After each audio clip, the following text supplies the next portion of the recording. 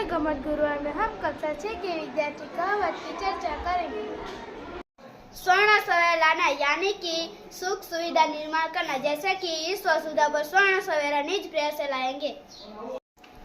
गंगा यमुना लहराना यानी कि बहुत आनंदित होना, जैसे कि अडर पर खुशहाली की गंगा यमुना लहराई। सिर खुजाना यानी कि सोचना, जैसे कि मैं परीक्षा में प्रश्न पत्र सिर खुजन लगा।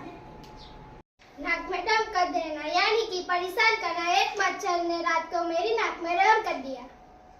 सिर पकड़ के बैठ जाना, हताशा न या कि निराश होना, जैसे कि परीक्षा में फेल होने से मेरी मित्र सिर पकड़कर बैठ गई। आईना बनाना, बहुत चमक लाना, पुलिस वाले ने जूतों का आईना बना दिया। पैरों तले जमीन खिसक जाना यानी कि आघात लगना, चोरी हुई सुनकर राजू के पैरों तले जमीन खिसक गई। रोग जमाना यानी कि अपना प्रभाव दिखाना, जैसे कि वह लड़का हमेशा रोग जमाता है। कहा सुनी होना, बातों की लड़ाई होना।